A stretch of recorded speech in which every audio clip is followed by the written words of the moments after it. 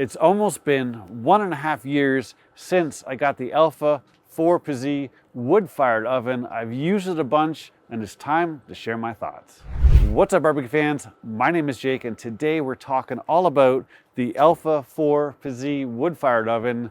It's been about 1.5 years since I rolled this guy up on the patio, had a helper, it rolled up here pretty easily, and I've been using it ever since. So I'm going to do this video in 3 different parts. First, we're going to talk about kind of features and design aspects of this guy, specs.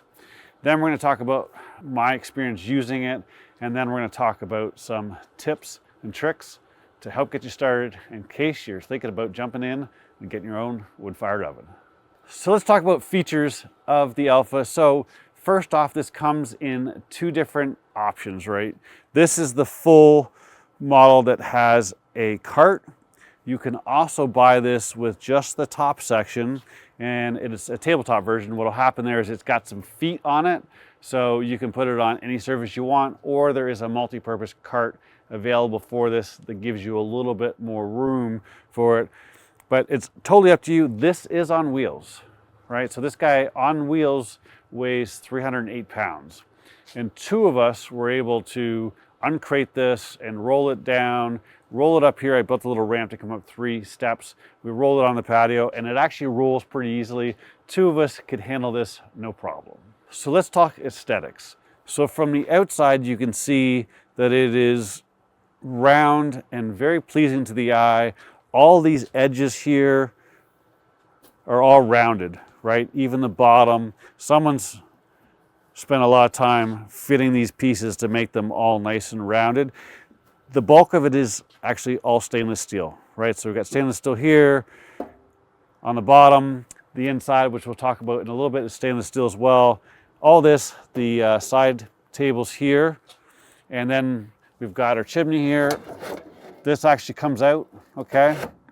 So you can take that out. What I do when I'm trying to put this in storage mode is I take off the top here, it's separate, then I take this piece off and I throw them inside, and then I cover it up. All right. But the other thing we've got here is we've got a beautifully powder coated painted finish here. So right out of the gate, it's just a nice looking unit, right? When I told my wife I was getting another thing for the patio, you guys know I got a bunch. And if you don't know, check out some other videos, but I might have a problem. But anyhow, when I was telling her about this thing, she's like, oh man, another eyesore on the patio. And as you can see, it's a nice looking unit. And when you put all this away and you put the cover on, it actually looks great, right?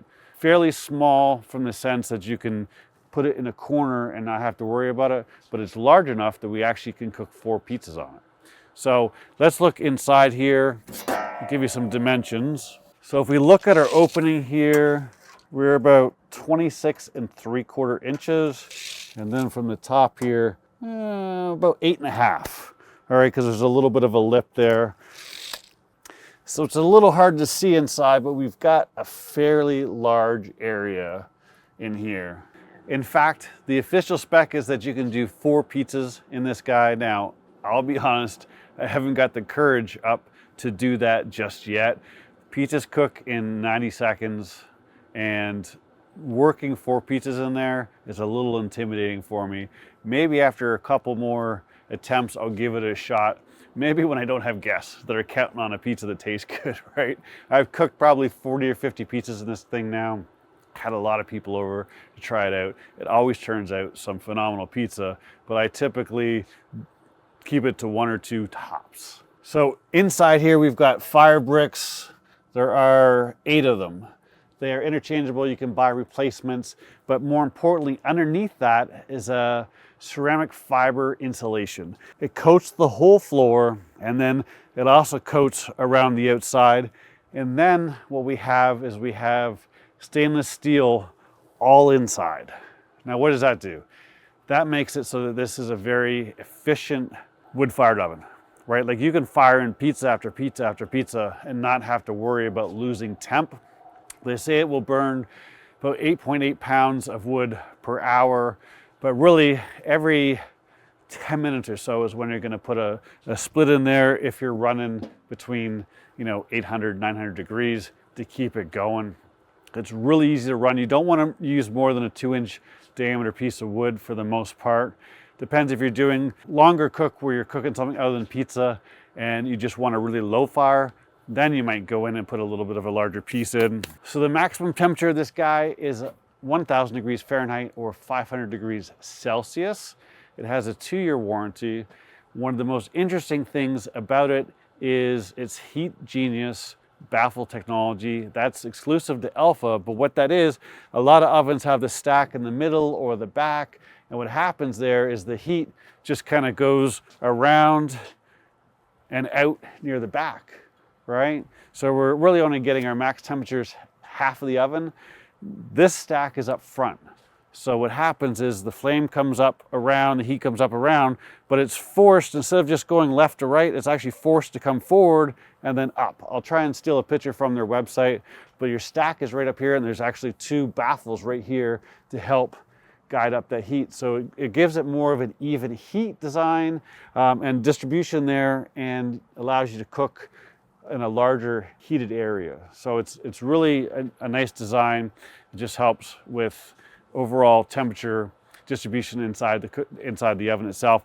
The last thing that I'll tell you, feature-wise, these are made in Italy, right? When you get it, it's pretty much assembled. The only thing I had to do really was take off a bunch of the protective paper for the stainless steel, the tape. We had to put on the sides, I had to put together the door, put on the stack, put the handles on the door here, right? Just put those on real quick. And that was about it. So it comes in this crate, and right on the outside it says made in Italy. So Alfa was formed in 1977. They are just south of Rome, and it's the 2nd generation family that is still making them today. So as I mentioned in the intro, it's been about 1.5 years since the Alfa was delivered, and I'll tell you what, I've cooked a lot of different things. I've done chicken wings, chicken breast, burnt the whole chicken once or twice as I was getting used to that high heat. I've done steak. Last night I actually did stuffed pork chops. My wife wanted me to cook them for her, and I was filming a couple different videos and everything was in use. So I ended up firing this up, and she's like, well, what'd you cook those pork chops in? And they were delicious. I'm like, the wood-fired oven. She's like, you're gonna have to do that again. I've done calzones, I've done cookies, I've done a ton of pizza. I can't tell you how many pizzas I've done. I mean, my wife, if she invites over some friends, or we've had some other couples over and we've done a pizza night. My wife has had multiple girls' nights, and she's like, hey, can you cook some pizzas for us? It'll just be easy. And I've made like 6 or 8 pizzas for them. And I've had family over here. I mean, I've probably done 50 or 60 pizzas at this point, easily. And it's a lot of fun. Right? The one thing that I'll tell you about a wood-fired oven is there is a little bit of a learning curve, just like anything else, right? When I got my first offset, a little intimidating at first, and then I did a few cooks on it. I was like, all right, I'm getting the feel of it. Now this, you're playing with some really high heat, so you've got to figure out your timing a little bit more in the beginning. But once you get your feet underneath you, it's a lot of fun. And I'll tell you what, I don't care what else you have on your patio, you're not going to beat the flavor of a true wood-fired oven. It's unique in itself, right? I just did wood-fired meatballs recently in this thing, and I'll tell you what, they are my new favorite. I had them in Stowe, Vermont a year ago, and I made them recently. They've been on my mind. I'm like, you know what? I'm just going to try and make them myself, and they were phenomenal. So if you've ever thought about getting a wood-fired oven, give it a shot. The one thing I will warn you about, and it's probably not the right way to go about this, or not the right place to do this, but I had an uni. And uni is great, but it's more of a one-trick pony, right? It's very hard to control temperatures for a longer period of time in those. They cook some great pizza, don't get me wrong. But if you're trying to, maybe you want to get into bread, or you want to expand your horizons, you're further ahead to get more of a full-size oven, in my opinion. Right? That's just my opinion. We all got them. Take it for what it's worth. Let's talk tips and tricks, things I've learned over the last 1.5 years. And I'm going to do this from the perspective of starting a fire and going through the process, and share a couple little things with you. So first and foremost, when starting a fire here, you want to do it in the middle of the oven, and you want to do it in the back. right? What's gonna happen there is we're gonna get our stones preheated, but we're also gonna keep the flames in the oven, right? One thing you can do after your fire is lit, you can put your door on here, and what you do is I just leave it open an inch on the one side. That'll allow some air to come in there. And what that'll do is that'll help prevent your flames and soot coming up from the front. You're gonna get some, right? I'll talk about that near the end. But when you build your fire here, I use like 1 inch by 1 inch, 1 inch and 1.5 inch roughly, and I build like a log cabin fire. I only go 2 levels high. I made the mistake of going higher in the beginning, and all that happens is you get a raging fire. This thing's up to 1,000 degrees, and you're waiting for it to come down and build a cool bed, right? So start with a smaller fire. If you're gonna try and do a cook that's like 400 degrees, you need to start with a really small fire. Like cut that in half, get some smaller kindling and build yourself a small fire if you're gonna use it more like an oven, right? Because it holds heat so well, it does take a while to come down if you overheat it. The next thing I'll tell you is you might want to look at something like this. This is the grill gun. I use it for my offset, my Kamado Joe, my pizza oven, and my fire pit. This thing gets a lot of use. It is a flamethrower, so it is fun to use. But most importantly is it actually starts the fire up super quick. You can have your fire going in under a minute. I do have a discount code, Rum and Cook, to save 10% on those, but after putting one of those through its paces for the last 1.5 years, just super handy to have, and you just get things going that much quicker. As I said, once this is lit, you want to put your door on and give yourself a little bit of a gap. The one thing you're going to need for a pizza oven is tools, right? So here I've got the Alfa kit. So we'll talk about the brush here. This is a copper or brass brush here.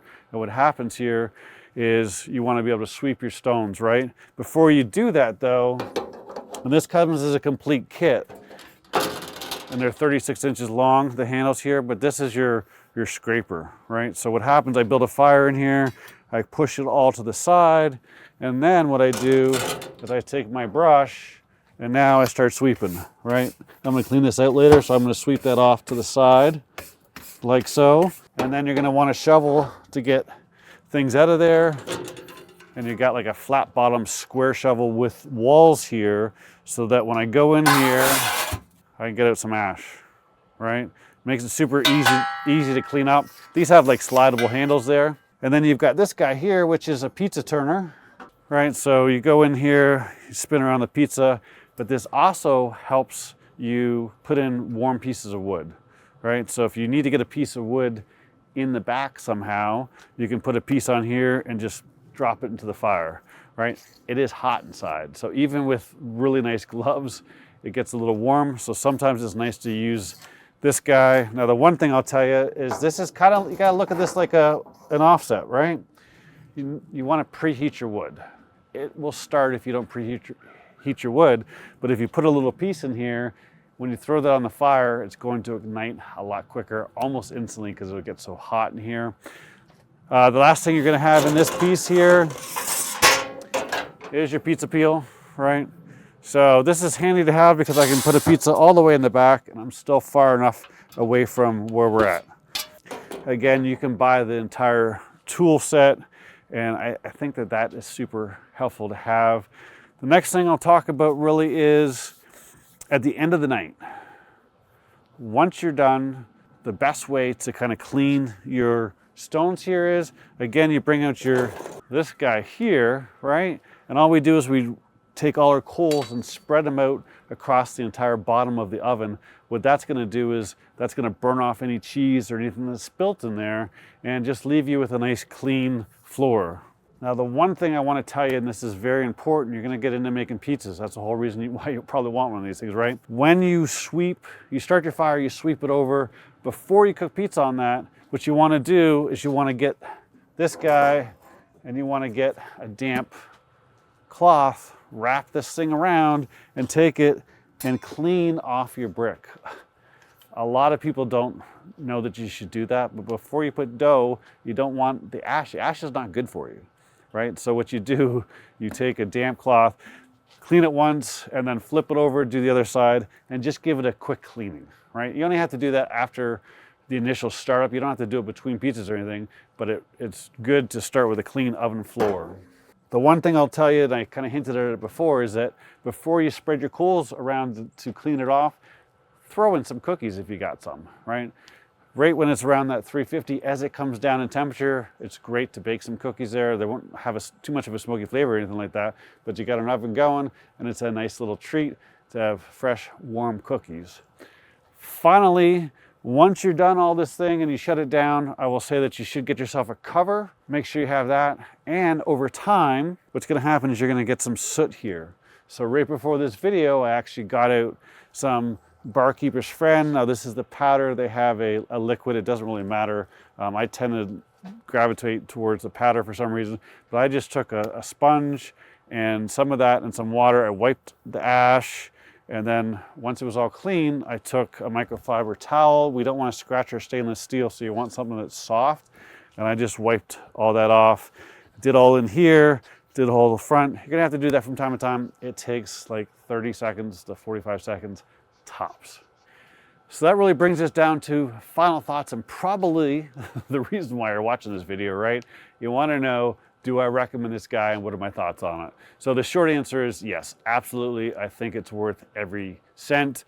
This is a super high quality product. It heats up quick, it holds temperatures very well, and it's a really nice size for the backyard. There's a lot of food you can cook in this, and it's on wheels. So if you need to move it around, you certainly can. Now it's not cheap, but in my opinion, I believe in buy once, cry once. Many times in my life, I bought an inferior product only to turn around and buy the more expensive product down the road. So I really preach buy once, cry once. It's something that I've believed in for many years at this point. But if you're in the market and this is in your budget and you're looking at the 4PZ, I give it 2 thumbs up. So hopefully you got some value of the video. If you did, please give me a thumbs up down there. Don't forget to subscribe while you're down there. Thanks as always for watching. I'll see you soon.